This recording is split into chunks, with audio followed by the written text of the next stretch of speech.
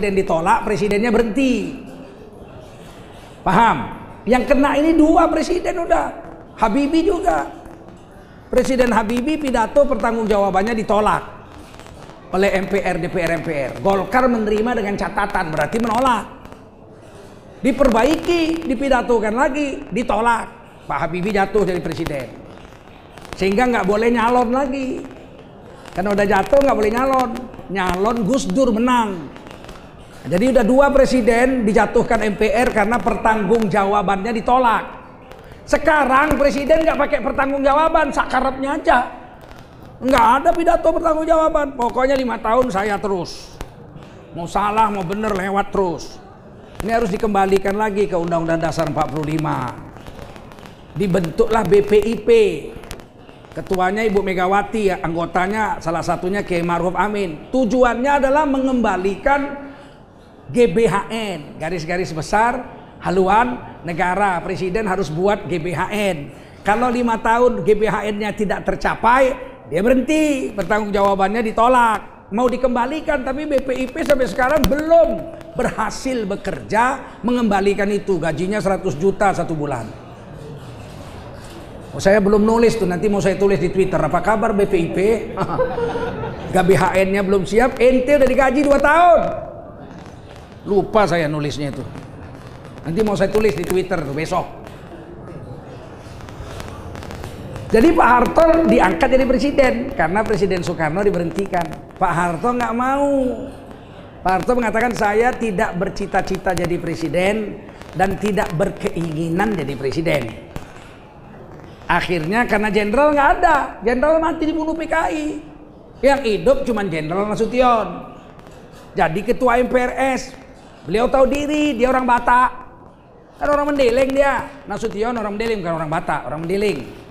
Dia bilang kalau saya orang Mendeleng jadi presiden, orang Mendeleng itu cuma 2 juta seluruh dunia Indonesia ini. Orang Jawa 120 juta. Kan merasa itu apa namanya, rumongso ya, merasa gitu. Nggak pantas lah Pak Harto. Pak Harto nggak mau. Akhirnya MPRS mengangkat Pak Harto menjadi pejabat presiden Republik Indonesia. Pejabat. Tahun 1966 tuh Pak Harto bukan presiden, pejabat presiden.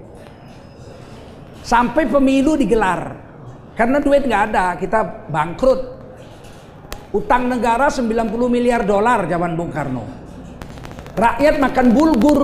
Ada yang tua-tua masih ingat makan bulgur. Bulgur itu makanan kuda. Dari Amerika makanan kuda diimpor ke Indonesia, rakyat dikasih makan makanan kuda. Beras nggak ada zaman itu. Zaman PKI nggak ada beras. Makan bulgur. Pak Harto jadi pejabat presiden membuat keputusan buat makanan beras. IPB Bogor dikasih duit buat penelitian bibit.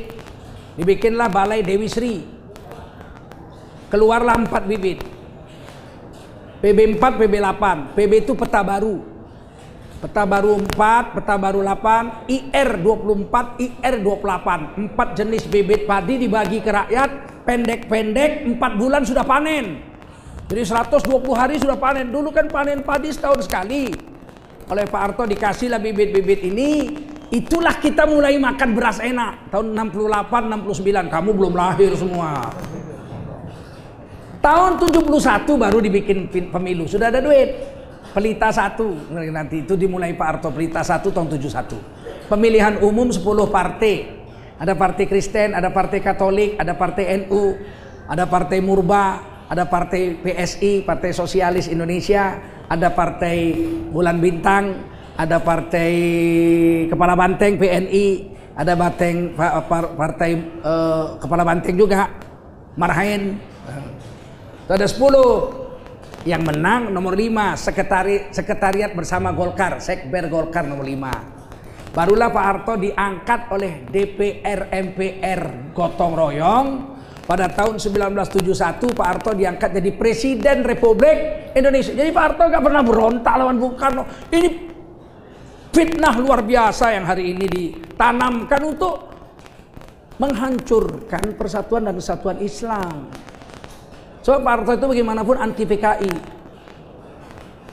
Pak Harto 32 tahun anti PKI. Nah, kemudian tahun 73 Pak Harto menjadikan partai itu jadi 3. Partai-partai Islam, Parmusi, Partai NU, Partai Bulan Bintang itu dijadikan satu menjadi P3. Lambangnya Ka'bah.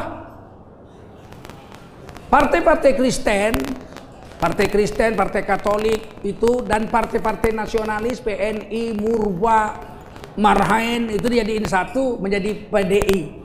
Partai Demokrasi Indonesia, lambangnya kepala banteng gepeng. Kepala banteng yang gepeng. Baru di tengah-tengah ada Golkar dengan lambang pohon beringin. 1977 pemilu kedua. Sudah 3 partai. Nah, itu sekilas lalu lah. Nah, saudara-saudara yang mulia, Islam waktu P3 nggak bisa besar sebab berantem terus. Lebih baik waktu zaman Orde Lama, zaman Pak Karno, Islam itu hampir memenangkan pemilu. Pemilu pertama tahun 1955 dibentuk oleh Bung Karno. Partai Islam yang besar tuh ada 2. Yang pertama Partai Masyumi, Majelis Syuro Indonesia. Yang mendirikannya itu Yai Hasyim Asy'ari. 3 minggu setelah Indonesia merdeka. Indonesia merdeka 17 Agustus 45. 7 September 1945, 3 minggu setelah Indonesia merdeka, Yai Hasyim Asy'ari membuat dengan ulama-ulama Kongres Umat Islam pertama di Yogyakarta. Sekarang yang ke-6 udah. Di Jogja juga yang ke-6. Disitulah seluruh ulama sepakat tidak boleh ada partai selain Masyumi di Indonesia, partai Islam. Satu-satunya. Sepakat, tanda tangan semua. Tahun 45. Tapi Bung Karno tidak bisa membuat pemilu karena nggak ada uang, baru merdeka miskin. Pemilu baru Bung Karno buat 1955, 10 tahun setelah Indonesia merdeka. Pemenangnya yang pertama adalah Partai Nasionalis Indonesia milik Bung Karno, 58 kursi konstituante. Kedua Majelis Syuro Indonesia dengan 58 kursi konstituante, imbang dengan PNI dulu namanya, imbang, sama-sama 58 kursi. Sayangnya menjelang tahun 55 itu tokoh-tokoh Islam dari Partai NU naik haji bersama Bung Karno dan tokoh-tokoh PKI, Subandrio naik haji PKI loh. PKI naik haji, Subandrio, Dr. Subandrio pun naik haji. Ketika PKI memberontak di pengadilan militer, dibilang, Anda PKI?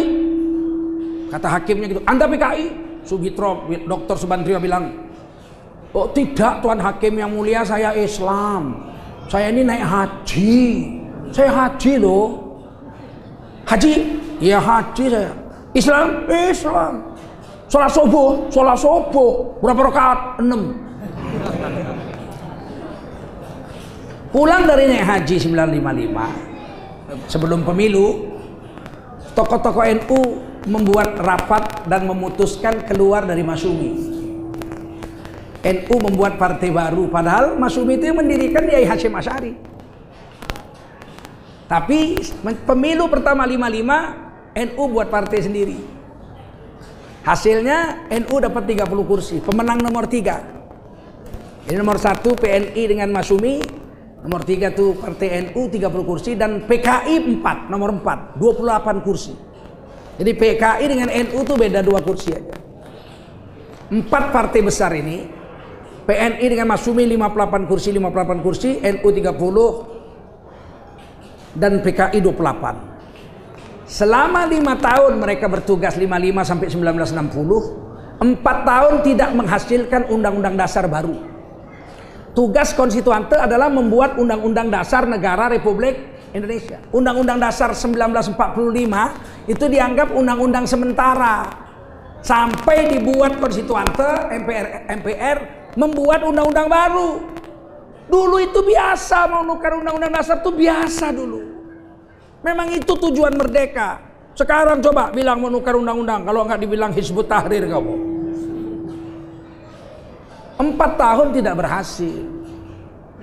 Tinggal setahun lagi 1960, tiba-tiba Bung Karno mengeluarkan dekret presiden 5 Juli 1959, setahun sebelum habis masa berlaku konstituante, membubarkan konstituante, dibubarkan oleh Bung Karno, tinggal setahun lagi dibubarkan, dan kemudian kembali ke Undang-Undang Dasar 1945.